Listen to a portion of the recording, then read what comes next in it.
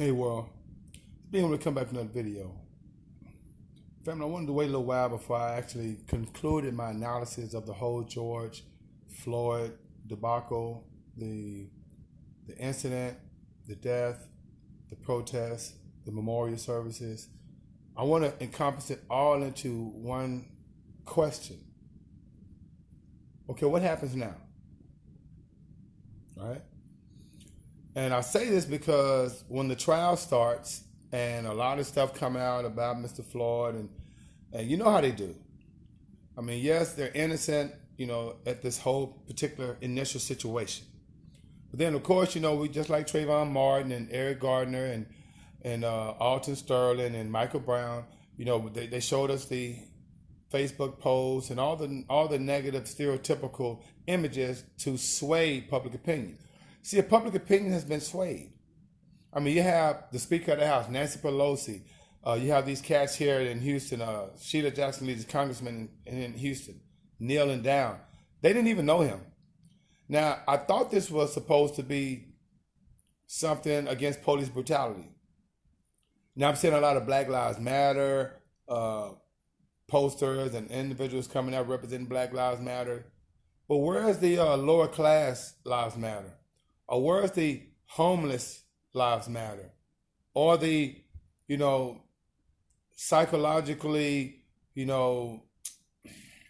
impaired military veteran that's homeless on the streets?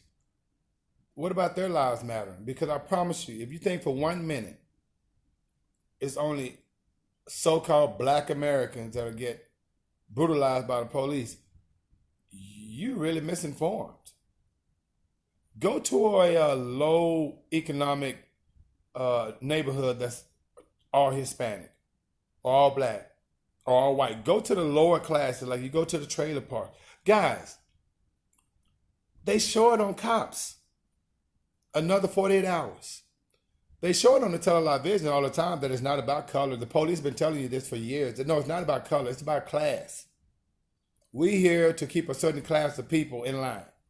Because the first time you show me a story about someone being shot or brutalized or harassed or beat down by the police that's in a higher echelon class, millionaires, okay? Even the cops know. They know who not to mess with. This isn't a color thing. This is a class thing. And for all these people be out there protesting as if things are going to change, it's ridiculous. Because see, while you guys out there protesting, they're not telling you that like 23% of most of the top companies that are employers, right? They discontinuing matching their 401k contributions. So here you are, adding money to your 401k, and the company that you have, been with, they've been matching it. But now since the pandemic, and you need to find out, because a lot of you guys probably don't even know this, but you need to ask your employer, are they continuing to matching your 401k? Because if they're not, then why are you still doing it? Because see, they know something you don't. And remember, this is a market that's a bubble, and eventually it's going to crash. And I don't want you to lose all your money in the 401k, so I want to come with a food for thought. And really, I'd like to say thank you for subscribing to the channel. I just want to come back with a little knowledge, analysis of certain things, because we get so cognitively dissonant and we kind of forget this is just the same story, different script. If policy don't change, then nothing's going to change. Remember, police brutality don't happen to the rich. Police brutality don't happen to those that have attorneys on retainer. Okay? Police brutality happens to those that talk shit to the police that they feel they're better than, even though that the citizens pay their salary. So we have to really address this issue from a more broad perspective, a more macro perspective, because, it ain't your color. I was in the fire department and paramedic and EMT in H-Town for many years, and I seen a lot.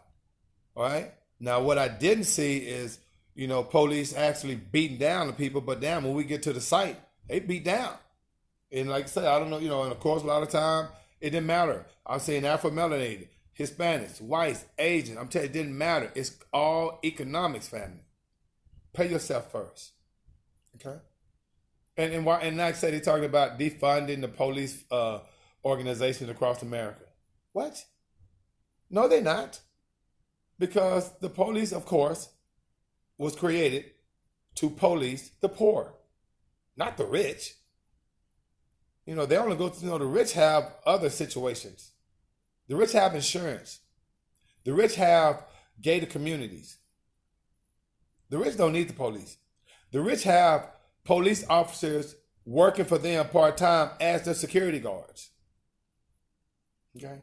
So this whole notion of defunding the police department, AOC and a lot of these other congresswomen and Democrats, it's ridiculous, family. Do your history. Southern Democrats were the original slave owners. Okay? I live in Texas, and they call our Texas heroes Texans.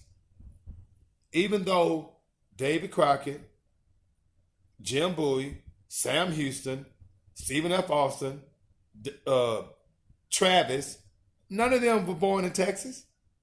But guess where they're from? Virginia, Kentucky, Tennessee.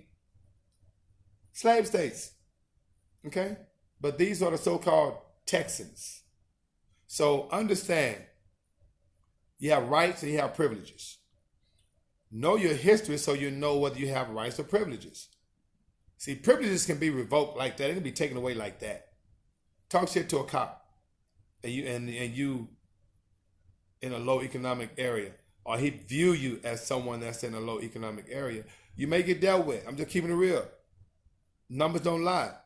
The first time I see someone of an affluent background be brutalized by the cops on camera will be the last time. Okay? So family, stay conscious. Check your 401k. And like I say, if you believe absurdities, you will commit the worst atrocities. Pay yourself first. And thank you for subscribing. And in the meantime, between time, may the Most High to bring you joy. I love my Tweety. And being with is out of 5,000.